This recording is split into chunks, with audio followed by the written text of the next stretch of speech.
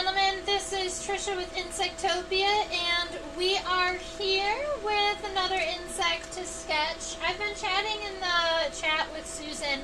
I had originally planned for a tropical dung beetle to draw today, but I am feeling less inspired by the dung beetles, and so I was chatting with Susan, and she said maybe a damselfly.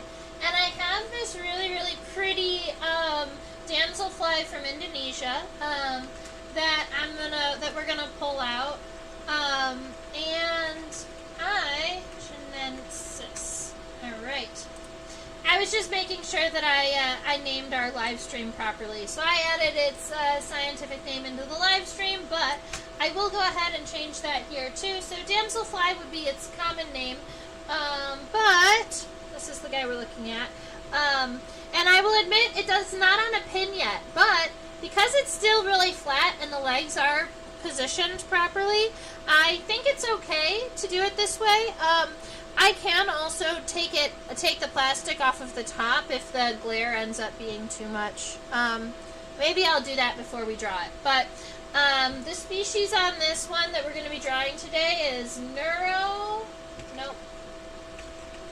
Neurobasis, and then chinensis. Now, this is the scientific name that it was labeled with, although last time the scientific name that it was labeled with, after I looked it up, it was kind of an older name. So I'm just going to make sure that this is still the same species. Yes. Yeah, that's still its name. Very good. So Neurobasis chinensis. This one was collected in 2021 in East Java, Indonesia. And it looks like I have some chit-chatting in the comments. Let's go ahead and go check and see what's happening over there very quickly. Very good. Cool, I didn't know you could change the title of the live stream and it will update for me without having to refresh the page. Oh, I didn't know that either! I've never actually changed it during the live stream, so that's cool that it updated it as we put it on. Odonates do have excellent legs. I love all of those spines, and you'll notice that on the middle legs and the hind legs, they have those spines too, so that when they're zooming through the air, they can hold their legs like this, and they make a little basket out of those long hairs. Hi, Eleni. Welcome. And Liza's here too. And we had this suggestion of a praying mantis. One of these days we will draw a praying mantis for sure. My specimens are a little bit older. I have, admittedly, my praying mantis specimens I've glued together a couple times now. And once you glue an insect together more than once, it starts to look a little bit more sad. Alright, so let's see. I'm going to just cut off the staple on the bottom here, and I'm going to cut around the edge over here and see if I can just remove this plastic off of the top without interacting with the insect too much underneath, because then we won't have to worry about the glare in the microscope. The issue is just kind of ripping this plastic around all of those staples, because there are so many staples here that there's no way that I could cut in between the staples and the specimen.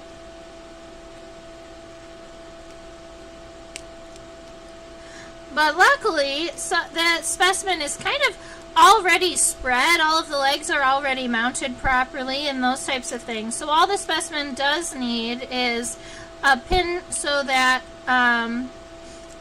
it can be manipulated.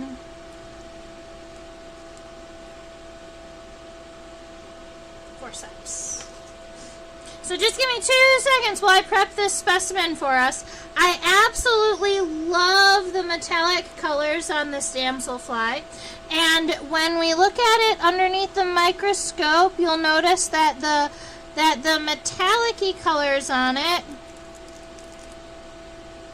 are structural, right? So when you see colors that are kind of flat, they're pigments, but when they iridesce like this, they're very much a structural. So let's go and put this specimen back under the microscope without the plastic and see what it looks like.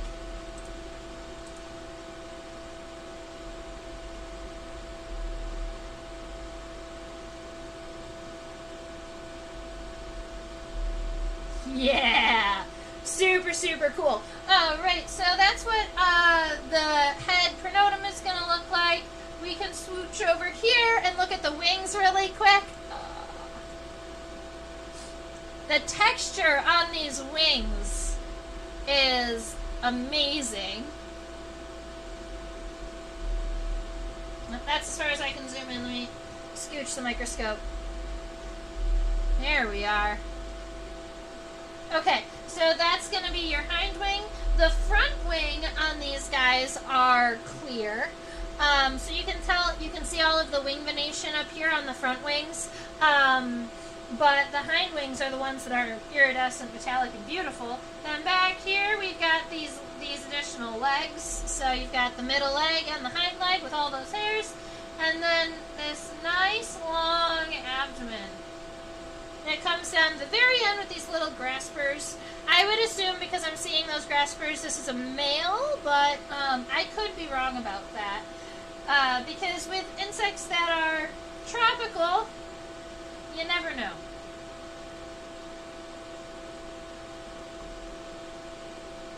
That might be an issue with this specimen. It looks like it might have a little bit of damage here between the first and second abdominal segments.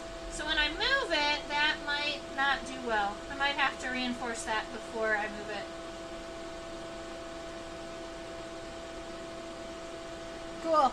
Alright, so that gives us a little bit of an overview of kind of what it looks like. I'm going to refocus it right about here and then put it back on my desk camera, because what I want is to get a nice measurement of it. And this specimen is actually fairly large. There's my invisible ruler. Alright. So from the front of the head to the back of the abdomen, this specimen is... It's 6 centimeters. I would almost say 5.9, but I think that it's right there in between 5.9 and 6. So let's call it 6. Alright, so it's 6 centimeters tall, and then the wingspan is 7 centimeters. So it does actually have a wider wingspan than it is tall, just by 1 centimeter though. That's actually a good length. That's wild. Cool. It's wider than long. It's funny because the way that the abdomen looks so narrow and thin, it looks like that it's longer than it is wide. So it's just messing with my head a little bit, but that's alrighty. So that's our specimen guy here. I'm going to throw it back up. Oh, I love it. It looks green until I get it underneath the light, and then it looks like that really pretty teal blue color. So up here on the top of my paper, give me a second to catch up with you guys. So I'm going to write Damselfly.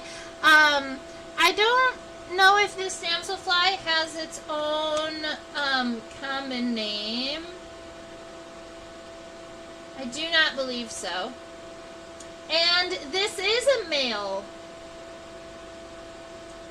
So only the males in this species have the have the brilliant colors on the hind wings. And I guess it's to attract the ladies. So the ladies don't get the really pretty hind wings. That's cool.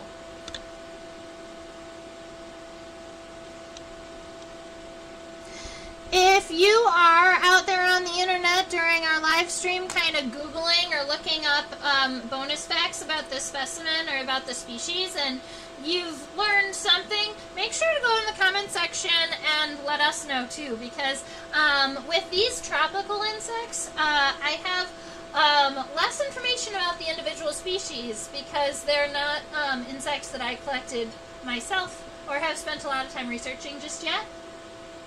I do wish we could see the underside because the legs are weirding me out how they look like they're coming out of the head. The coxa must be very long.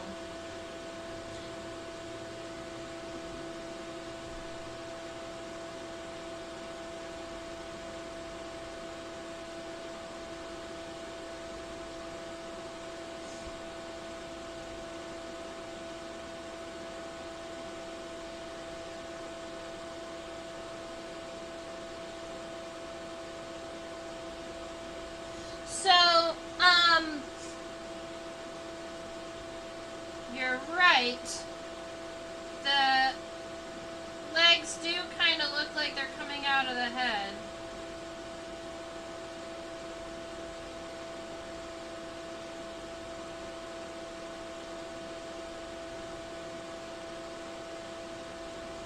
You know what? This specimen may have, yeah. So this specimen was damaged in the shipping process, I believe. So look at this. This is going to be more like what it should look like. I had not moved this specimen yet, so I didn't notice. But those front legs are not actually connected. Good eye, Susan.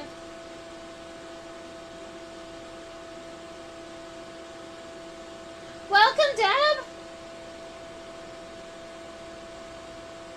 I'm sure they have some type of absolutely beautiful like courtship ritual where they dance or they flap their wings and show off their bright colors. I'm sure that is a thing that they do. Alright, so we've got our specimen over there. Sorry about those front legs. I'm glad that we fixed it sooner rather than later.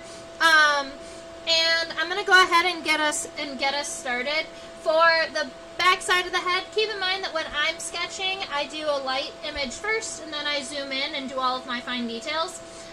If you're one of those people who like to really, really focus on ink, you can go ahead and kind of skip this first step or start focusing on what you can see under the microscope. Give me a moment to get this all started up. So for the bottom of the head, I know that there's going to be this arched upwards line, but I'm going to just make it straight for now so that we have something to change later. Let's see. So we've got, the head is actually fairly small in comparison to the whole body, so we want to make sure that our head doesn't get too big, because the head being big is what ends up making my specimen not fit on my paper anymore. So I'm going to make sure my head stays nice and small so that I can get all of these wings on there. And then for the, I'm actually going to put the entire compound eyes in my first sketch. So I'm going to start here and just kind of create these like wider circles on both sides. These guys have these giant compound eyes. Now you can see underneath the microscope that they also have 3 simple eyes. Those are what we call ocelli, and they're a little triangle here in between the 2 compound eyes. But there we go. We've got some compound eyes. And then up on the front of the head, it comes out straight, and then there's this little mound up there. That's where the mouth parts are. When I put this specimen on a pin, then we'll be able to flip it over. But we can't flip it over until I get it on a pin. Not without breaking it, and I don't want to do that. Alright, so we've got our head all taken care of.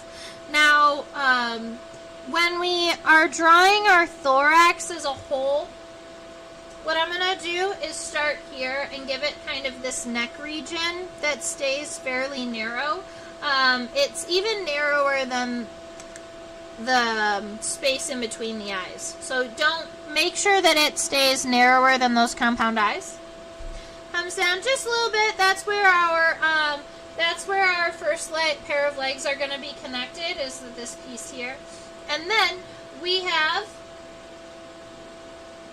the thorax. Let's see. Yeah.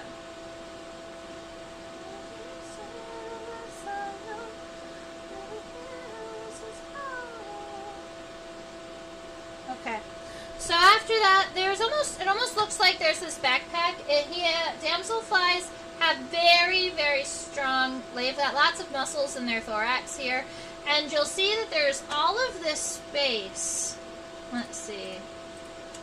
There's all of this space here that doesn't look like it has anything on it. Funny enough, if you look at a damselfly from the side, instead of the thorax having straight segments like ants or wasps, let me draw that more solid. Instead of having straight segments like an ant or a wasp might have, damselflies on their thorax their segments go like this, and they're angled. So the end of the first segment is here, and that's what you are seeing, is that all of, well, the second segment. But that's what you are seeing, is all of this open space is because of the angle of the thorax and the angles. So they end here at the tip. It's kind of cool. Side view information. So we're going to add this cute little backpack here, where all of those muscles are going to be helping for flight.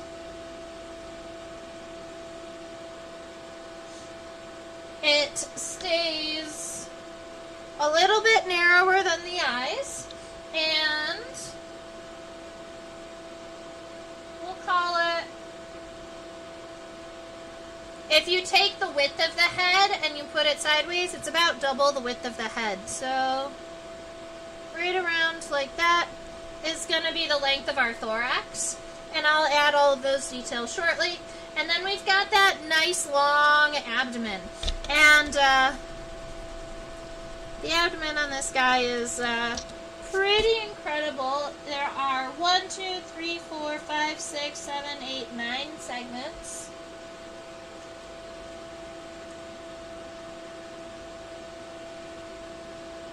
So what I'm going to do is measure out how much space I have for my wings, and then make my abdomen just a little bit shorter than that. Yeah, something like that. So we'll go ahead and start our abdomen. The abdomen is about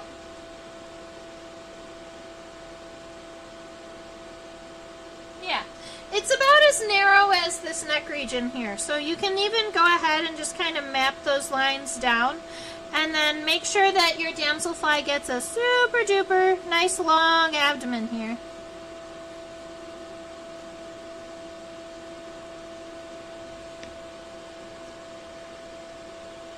Life is a little bit of that makes me know.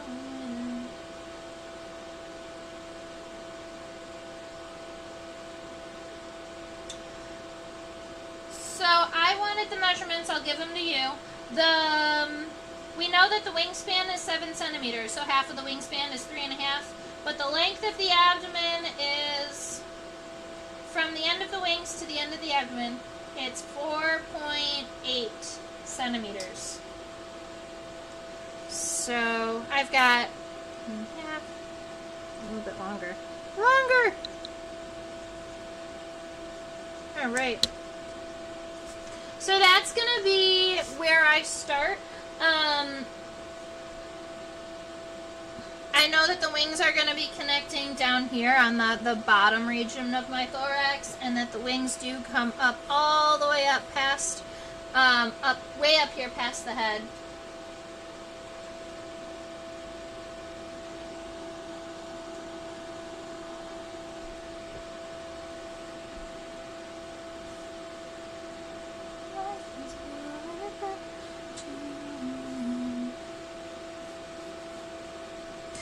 And then for the hind wings here, the hind wings going straight across, those really pretty metallic ones, they seem to be going straight. So they make a perpendicular line with your body here.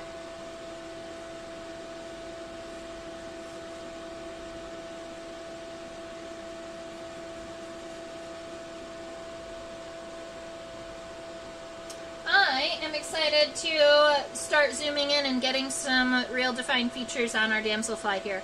So what we're going to do is we're going to zoom into the head, we're going to get some focus on that, and I'm pretty happy with where we've started, at least. If you have any additional questions, you can always reach out and ask. Oh no, I bumped it again.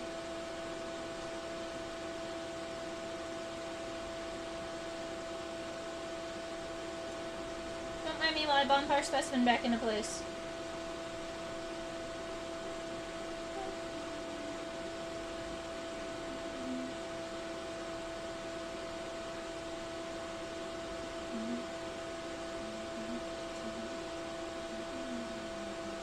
Oh no!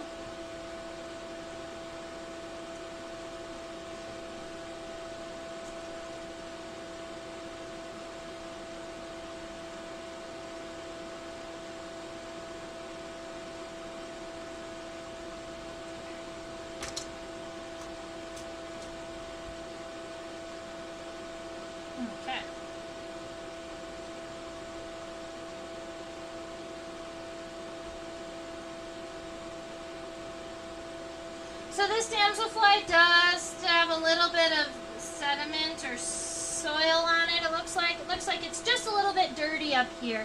But we do have the ability to see the ocelli and the antenna. So let's go ahead and get that all focused in on. Alrighty.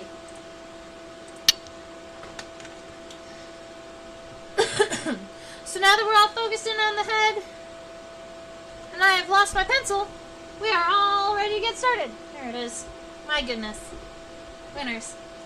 Alright, so we've got our compound eyes here. The inside of the compound eyes, the line on that is actually a lot straighter than I remember. So I'm going to take these curved lines in here and just kind of cut straight down the head here. And then our compound eyes are actually, they're fairly bulbous, so I'm just going to make sure that they stay nice and wide here. I already had a good outline for them, but I just wanted to make sure that they stayed a little bit more even than I first sketched them. So that's going to be my my compound eyes. I'm going to make sure that we crosshatch within them so that you've got lots of little individual lenses there. I can also zoom in really, really far to the eyes and see if we can see any additional kind of details, but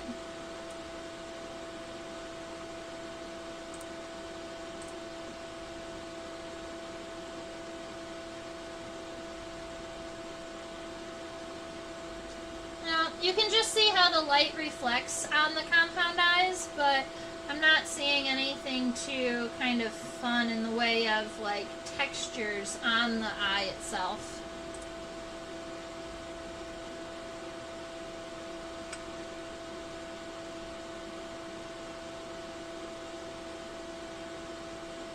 Okay.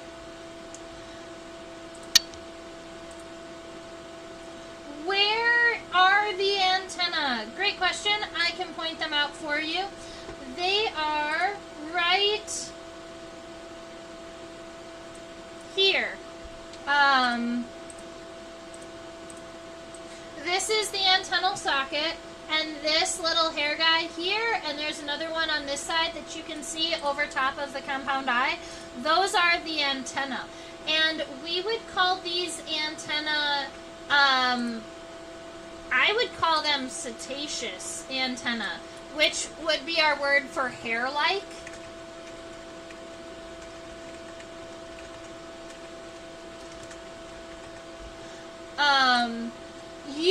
You might have people arguing that it's filiform or just straight antenna, but those are narrow and thin enough that I would argue that they are hair-like antenna or cetaceous. Are any hairs between the ommatidia? No. There are no hairs in between the ommatidia like you have on honeybees, but if you're curious, this is what that looks like on a honeybee. I had that prepped in my live stream for another class earlier today. Alright, so along the bottom in between the compound eyes, this arch is it's not going to go straight across. We're going to give it a little upward arch here. We've got those three cute little ocelli that I'm going to just even out a little bit. They are in that triangle, so the one up in the top, the bottom left, the bottom right. And you'll notice that with those little ocelli, they're also, you can kind of see it by the glare, they're set on this little hill so that they're not just looking up in those directions, but they're looking out in those directions.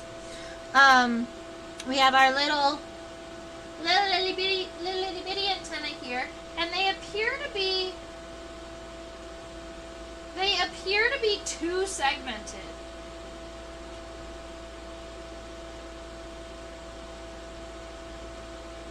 Which is very odd.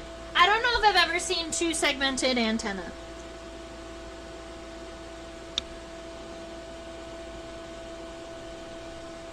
So I'm just going to give them these little guys here.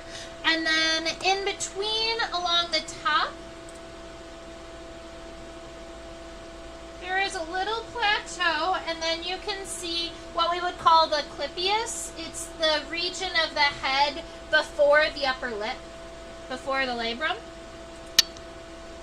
So here we are. In between the compound eyes on the top, there is just a little bit of a plateau, not as high as we originally sketched, because what we originally sketched also included this little clippiest guy here, which is an additional little segment. Alright, so that is about where we are for our sketch. Now all we need to do is scooch on down. Alright, it's late there. Bye, Elaine. Thanks for hanging out with us for a little bit.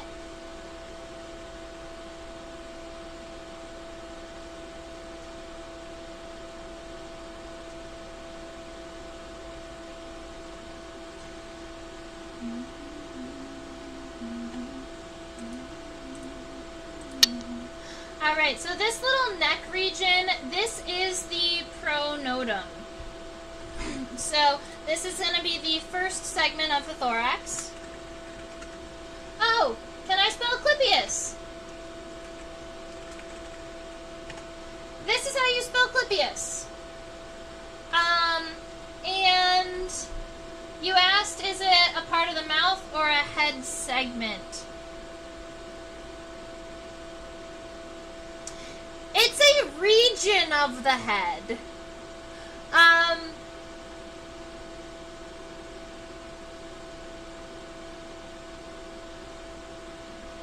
We could go into it a little bit.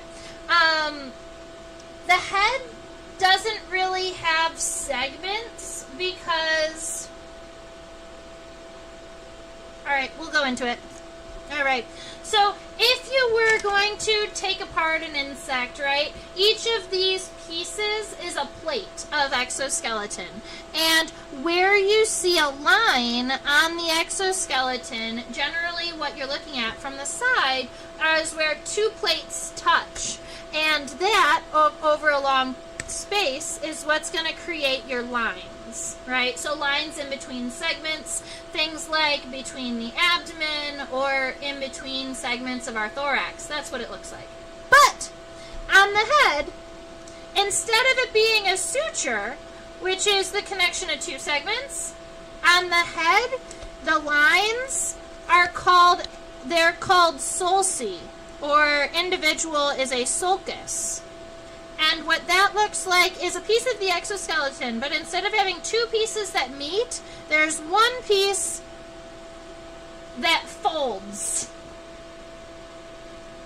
All right, so you have sulcus or sulci on the head and sutures on the thorax and the abdomen. And there's very little difference in how you perceive it, but there is a big difference in the structure of the insect.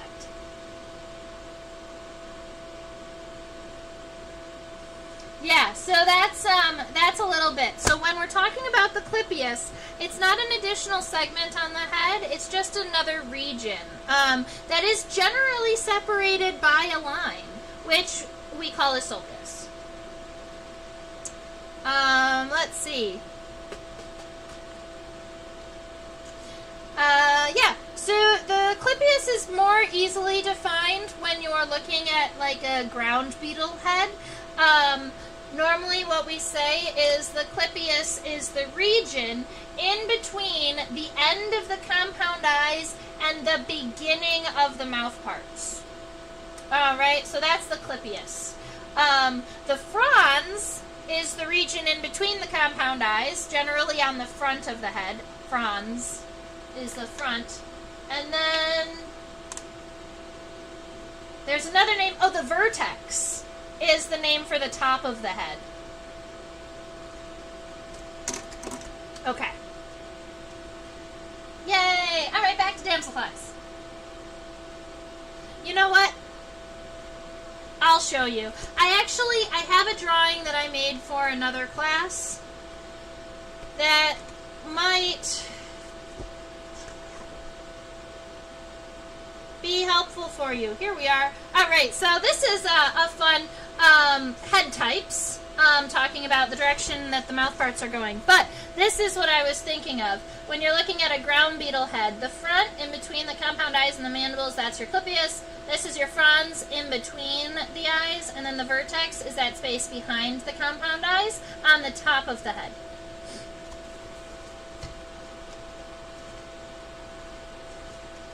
All right. Now we're drawing the pronotum.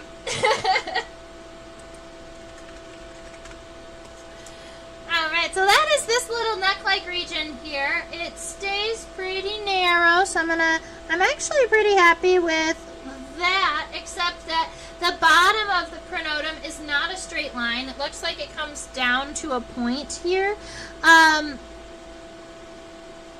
So it's a little bit like that. And this is the segment that those front legs are connected to. I know that the front legs are a little wonky right now, and I apologize for that. We will come back for the legs, I believe. I want to get the body all sorted first. I should think those sulci add strength to the exoskeleton the same way making folds in a metal sheet makes it stiffer by making it impossible to bend in another direction. Oh, that's cool. I bet you that's exactly what it is. And the head generally has to be really, really strong because of like food sources, right? A lot of times insects aren't chewing on soft things. And the head has to be protected, right? So it makes sense that it's all nicely folded. Okay. So pretty.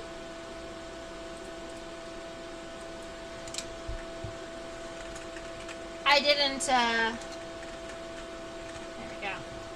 Copy and paste that.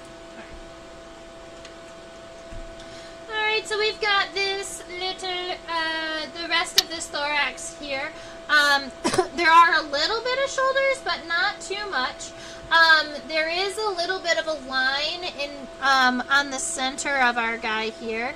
And it looks like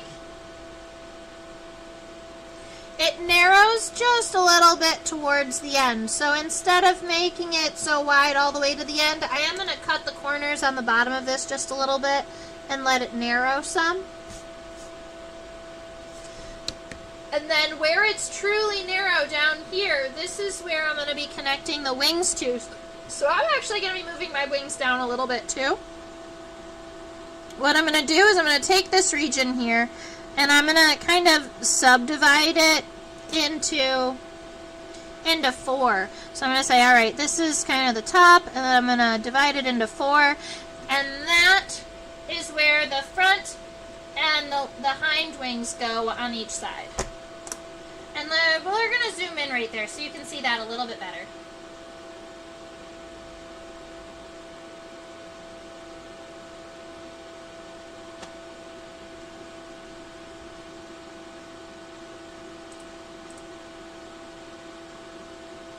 There's so much going on there. I know that it looks a little bit tricky, so we're going to, I'm going to walk you through it.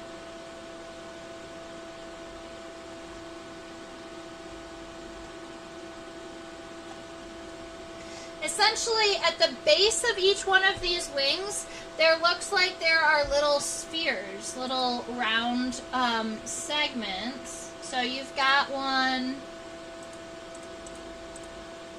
right here, then here, and here. And then around those regions, it's just kind of dark. This is where all of the musculature is all connected. So sometimes in the muscle areas where the wings actually connect to the body, it gets a little tricky to add all of the details. So what I generally do is I'll come in here and I'm going to add kind of like these little sockets, but instead of making them full circles, I'm just going to make them little C-shapes so that they connect out to the wings that they want to connect to. And then I am going to darken around them. So I know that there's a lot of stuff happening in there, but I'm not going to add all of that minor detail. There's the little bit of this fold up here.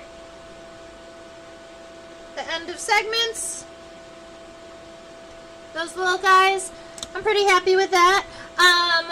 we're going to add the wings after we get this abdomen taken care of.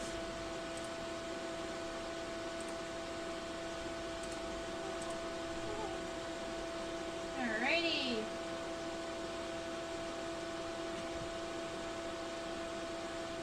Oop, I forgot to zoom out. Okay.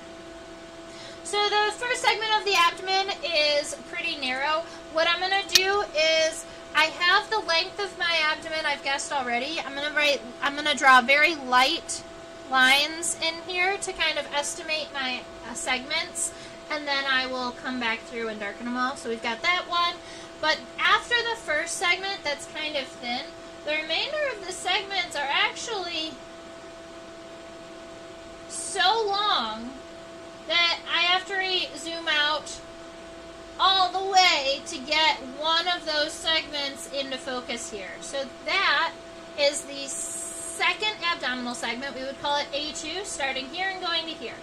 All right, really, really long. And 2, 3, 4, 5 are all about that same length. So they're all fairly long. 2, 3, 4,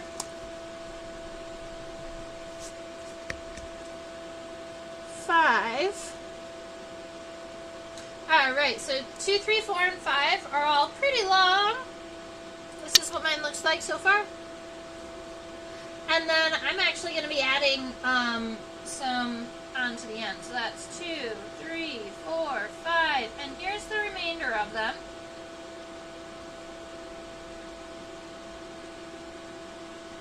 Oh, I really thought the remainder of the segments would fit. There it goes. I just have to put it on an angle. So this last segment right here, that segment, that's A6. Alright, so I've got 1, 2, 3, 4, 5.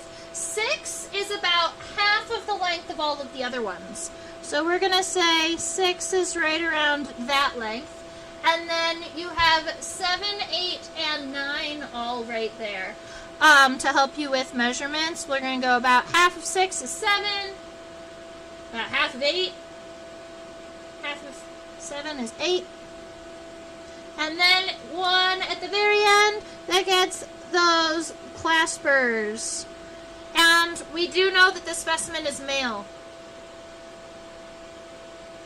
Alright, so now I've got my estimated lengths. I'm going to go ahead and sketch this damselfly out. There isn't a lot of distinction in between segments, but I am going to draw them individual.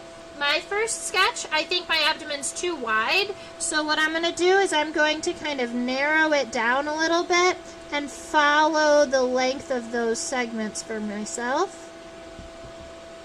So I'm just going to start from the top. Make sure that I keep my abdomen nice and narrow.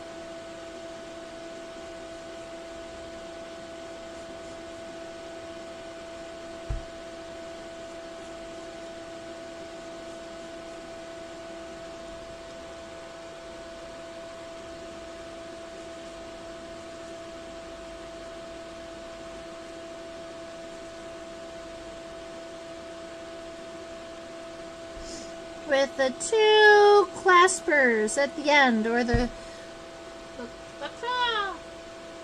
Those are for the mating process, and not only are there 2, there are actually 3 there. So there's the 2 along the outside, 1, 2, and there is one kind of, they are outside like this, and then there's one kind of along the bottom. So you could also add a 3rd one right there in the center. Now all I need to do is erase some of these lines. For those of you who are coloring this beautiful specimen, my hat goes off to you, because iridescence is one of those things that is incredibly tricky to master. And if any of you do get this damselfly sketched and colored, I'd love to see that. Here we are. Now all we have to do is add the wings and the legs. This live stream is going to go a little long today. That's okay.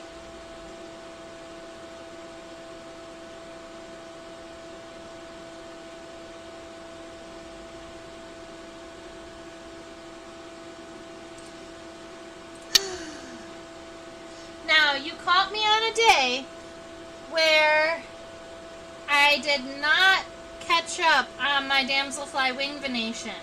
So, there's a notice and a costa and an M3 vein. I do remember all of those things. I just have to make sure that I get them right. The stigmas at the end. A notice, the M3 vein. All right.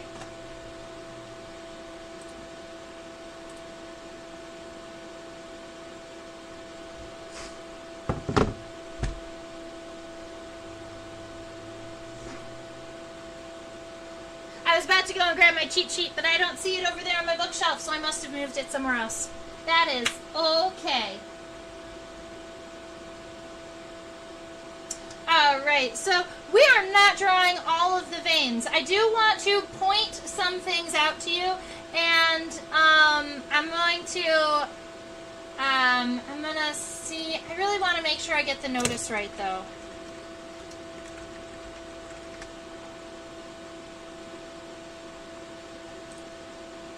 Yes.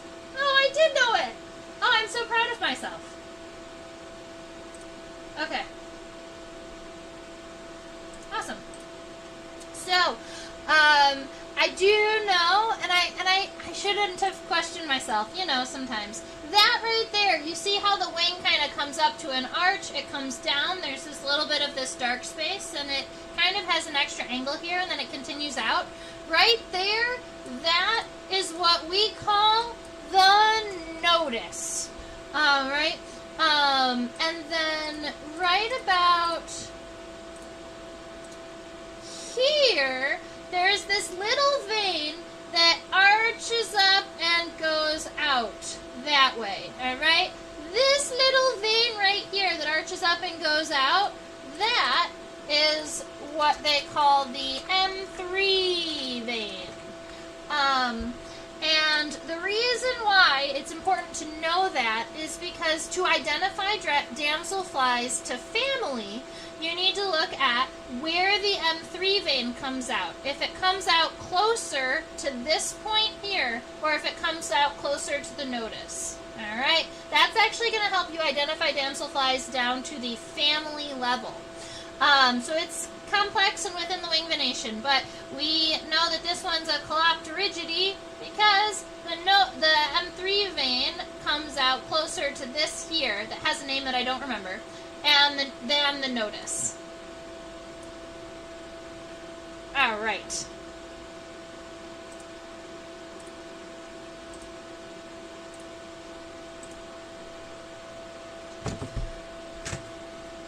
So I'm just going to take these wings and shift them.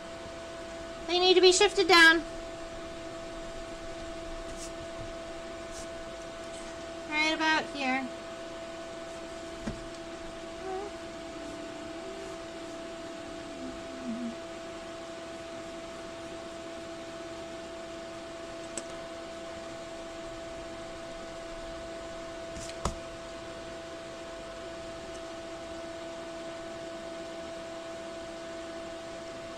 Alright, so for wing shape on this friend, I'm just trying to get it nice and wide and rounded here.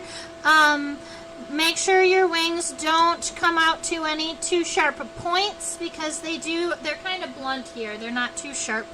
The notice is about halfway up the wing, so if you measure your wing, you mark a little halfway point. That way you know that from the base to the notice, you've got one kind of outward arch that comes back down at that point. And then goes back out. And you can even change the angle of the wing just a little bit to show that. You've got that notice there.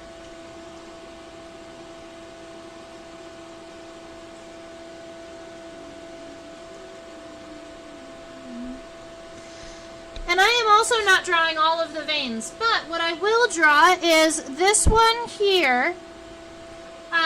This is the costa and the subcosta. It's got that split, and there's all of these little cells inside. I'm not even going to count them. I just know that I want a whole bunch of them here. All right. And then I'm going to give myself some veins that run the whole length here.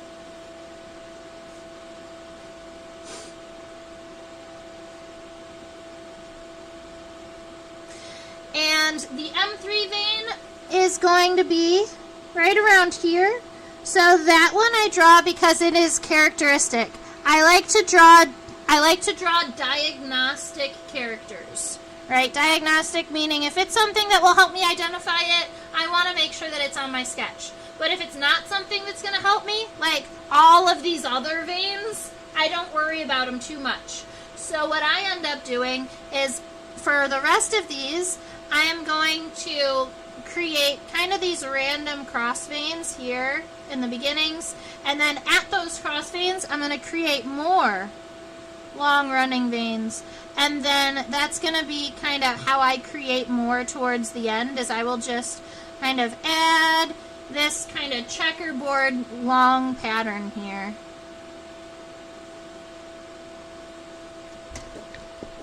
Kind of like that to give the appearance of the correct wing venation, but also without spending a whole lot of time worrying about it. Actually, doesn't look bad at all. Alright, now we're going to do the hind wing.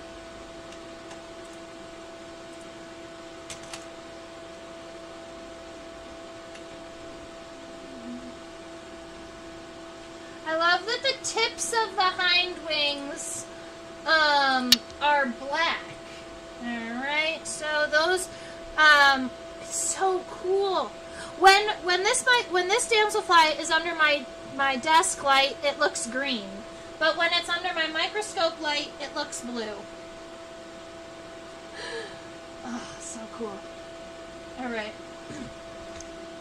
So hind wing connects down to that socket we've already drawn. It's gonna stay pretty. We're gonna angle it up just a little bit, but it'll be mostly straight. It's gonna come out like this. Alright. And then from the bottom,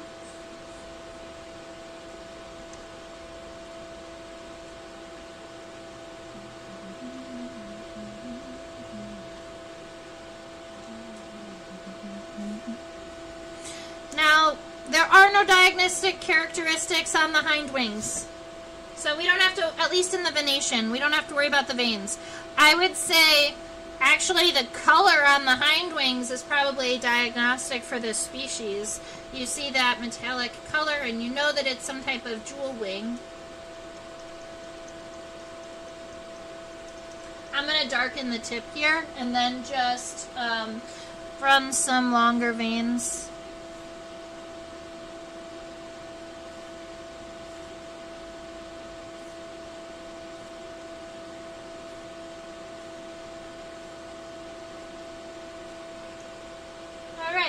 So that gives us some wings. How do you ID the M3 vein?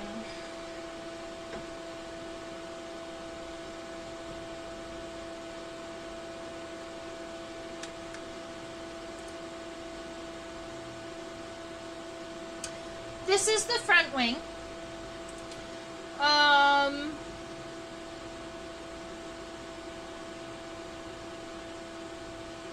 Alright, so here's our front wing. When we're looking for the M3 vein on a specimen, what you're going to be looking for is, this is our costa, that's our first vein, and we want to kind of skip over this first kind of three here. That's where we've got this nice like crossing pattern. This is the costa, and I believe you would almost call this one the subcosta underneath here. Anyway, the M3 vein, you have to come down to this region where you've got a cross vein and you've got kind of this first area where there are new long veins that are coming out from like a cross. Alright, so that's where we start, and you want to follow the top one for the first vein that comes out up top and is going long. So the M3 vein is this one in particular, the one that starts here and then continues forward. It's going to be the first vein that comes off of the top here. I hope that makes sense. Yes, Marley, it is impossible to draw, which is why we have not been drawing all of the specific wing venation. I was just trying to get to get the understanding of at least that one vein, the M3 vein, because it's diagnostic, and then the notice, which is this guy way out here. Way out here, that's going to be your notice. So that is our M3 vein, and it comes out a lot closer to here than it does to the notice, which is characteristic for this family. All right, I hope that that helps you, Pi.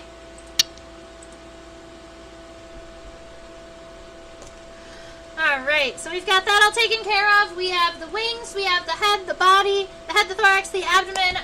We get to draw the legs.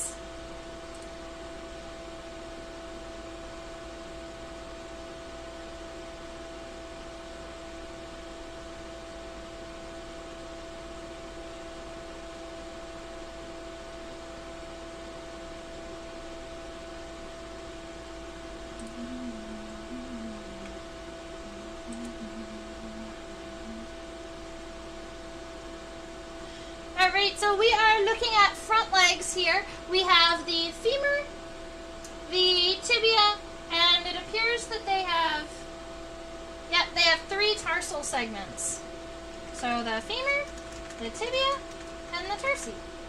I like to give you the words up front just so that you have them and I don't have to type them when we get to them. It's so pretty. Thank you. I think so. And the rest of those veins aren't diagnostic, so I just kind of lightly sketch them in. Alright, the first pair of legs are connected right here. That's this first segment of the thorax. They are fairly long. I'm going to draw them on the right side because my sulcus is in the way on the left side. So, it comes out wide almost. That front pair of legs, nice and thin, comes out wide and almost touches the wing out here. Now, you can see there's those nice long hairs, and they're pointed along the inside. And that's because those hairs are used to make a basket. Now, the tibia, the hairs come off of both sides. Tibia are really, really long, too. But imagine if you were holding your legs like this. The femur only really wants to come out on one side, but the tibia, if they're coming out in the front and the back, then they can kind of hook into the other tibia. So we've got these setae, or these hairs, on both sides of the tibia. And then way up at the top, there are 3 tarsal segments, but I can show you that rather than tell you.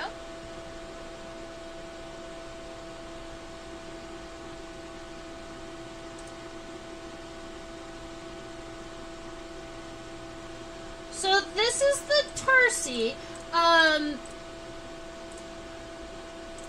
The differentiation's a little tricky, so I'm going to show you. This is the end right here of the tibia. The first tarsal segment's right here, and it's shaped kind of like this. It's short on the top, but it's long on the bottom, and the next segment kind of sits here. So it almost kind of cups that second segment that goes long from here to here, and then this is the third one. And right here are the tarsal claws that are biped. They are 2 at the end. Right there. Cute. Alright, so how I'm going to sketch that up here at the very, very tippy top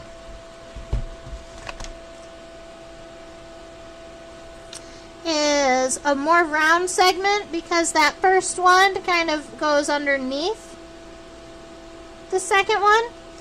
And then the second segment is a longer kind of rectangular segment. And third one, more like raindrop, narrow on the base, rounder on the edge, on the end, with those two claws. And at this point, it's so tiny that it's so hard to give it, but you've got little tarsal claws up there on the top. Now, that leg is going to be connected also to our middle and our hind leg here. So let's see.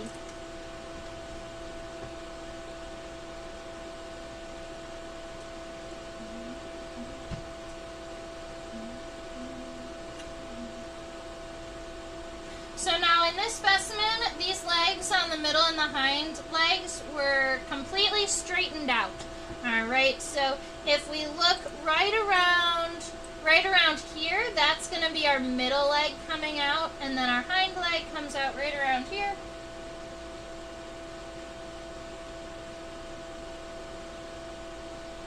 Okay.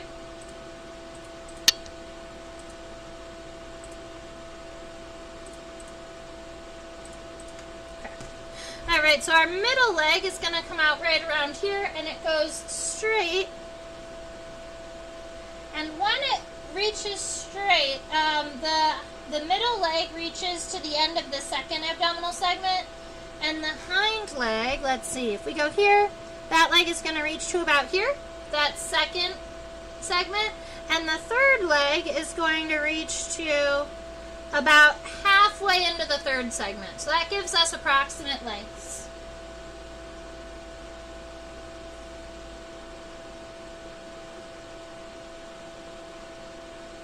The femur seems to end right about at the edge of the wing here. So I'm going to create a nice thin femur. And I'm going to end it right here, right past there. And so, no, it needs to be shorter.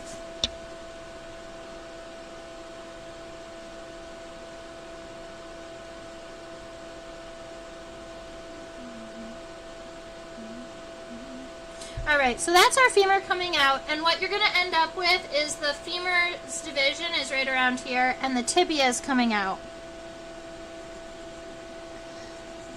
So with the femur, we've got the individual hairs. On the tibia, you have hairs on both sides, and then you have those tarsal segments.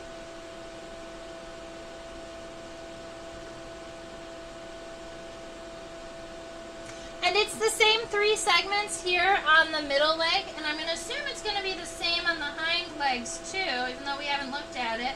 And I'm hoping, can you see the cup in this one? I think you can, I think you can. So this is a better view of that first segment of the first tarsal segment.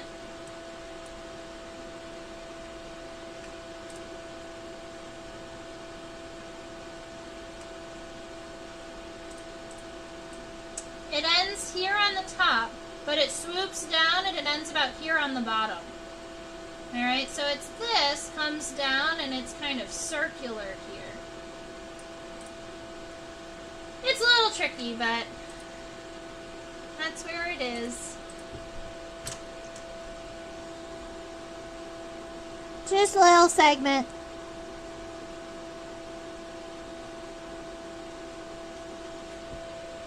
Alright, so we've got a middle leg. Now all we have to get is a hind leg taken care of.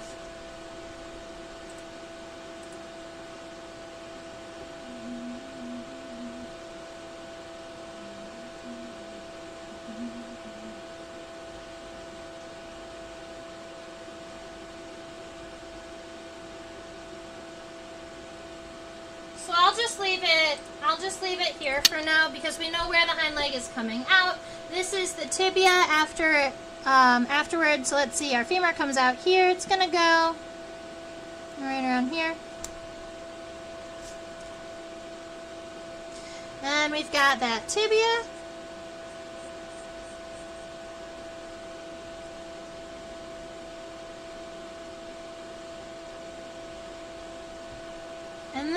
the 3 tarsal segments.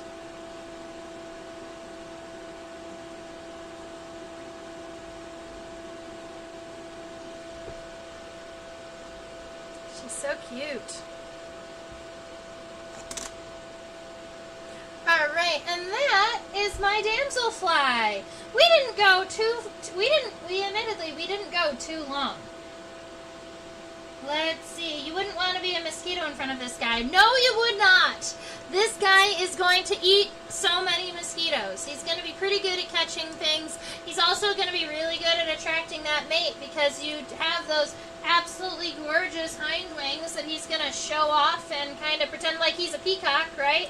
Kind of dance around with them so that he can find, you know, the perfect mate that will love him for all of his beautiful colors.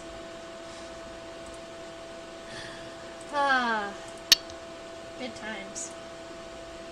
Or even another damselfly. I did once see a female damselfly consuming a male. Wow, that's fun. I don't know if I've ever seen a damselfly eating another damselfly, but I would believe that it happens.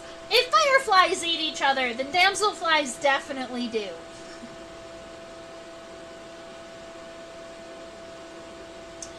Alright, I'm so happy that that so many people joined today. So shout outs to everybody who've been chatting with me. Liza and Eleni and Susan and Deb and Marley Marley stopped by for a little bit. I was pretty excited about that. Pie, very good. This has been awesome. Oops, ha! That's a shout out to Eric Eaton's book. I was reading it, so it's on my desk. It rose my drawing for me today. Alright, so that's my sketch today. I'll go ahead over here. So, thank you for joining me today. This is my sketch. I'm about to go and put it on my Facebook page along with a link to this live stream. And if you want to join me over on my Facebook and post you can just, it doesn't even have to be a fancy picture. You can just take a really quick picture of it and post it in the comments, and then we can check out each other's drawings. It's a good time. It helps build the community a little bit, and I absolutely love seeing everybody's drawings. If you don't have a Facebook, or you don't want to share it on Facebook, or you want me to share it on Facebook, you can always email me your drawings, because if you just want to share it with me, that's fine too. I love seeing them. That's my email down there. If you're looking for me on Facebook or Instagram, I am at Insectopia2015. If you're looking for a really, really easy way to help support this YouTube channel, you can like this video. It costs absolutely nothing. You can push that little thumbs up button, and then other people are more likely to see it, which is really cool. I teach on the platform called OutSchool for student-aged kids, so 5 to 8, 9 to 12, and high schoolers can come and take insect classes. If you know a bug lover in your life, you can look in the description box below, and if you follow that link, you will get $20 of free classes for OutSchool. Admittedly, if you follow the link, you don't even have to take my classes. You can just get $20 worth of free classes. But I'd suggest you come and take a bug class. That is your reminder to subscribe to my YouTube channel. Luckily, all of you out there who have been chit-chatting on the chat box are already subscribed, because only subscribers can chat. And last but not least, down there in the bottom corner over there, if you would really like, if you've enjoyed this live stream today and you really want to help me out, that's a place where you can donate to Insectopia, drop a couple dollars, buy me a coffee, keep me up and running. I am finally doing this full time rather than having another job. So if you are in the Philadelphia region or in Southeast Michigan and you want me to come out to you, I have programs running in both regions. Meet the bugs, tarantulas and scorpions and stuff. It's a fun time. All right, let's see. Oh, yes! So if you want a fun little... I'll show you before I go. Here. This is the Wasps book, The Astonishing Diversity of a Misunderstood Insect by Eric Eaton. He's awesome. He joined a good number of our live streams last year. I'm going to have to see if he wants to come back. But he signed it for me. See? Here's the buzz about wasps. Thank you for all you do. Happy wasping. Wasp watching. That's so funny. Yeah, so I was pretty stoked about that. You know, me as an entomologist, as a bug person, I absolutely love to get my bugs books signed by the people who wrote them. Alright, I think that is everything. Ah! Right? When Eric Eaton was just sitting around chatting with us, it makes my heart so happy. And I'm going to see if I'm going to reach back out to him and see if I can get him to join a couple more. That would be absolutely fantastic. Maybe I could convince some more entomologists to join us. That would be fun. All right. I hope that you all have a fabulous rest of your week. I'm not sure what we're drawing next week. I had suggestions for a praying mantis, and you know what? I do have a tropical praying mantis that we can sketch next week. I'm going to make sure that I pin it up first. I'm going to get it all pinned up. All right. I can do that right now. Have a fabulous rest of your week, and stay buggy. Bye, ladies and gentlemen. I'll see you next week.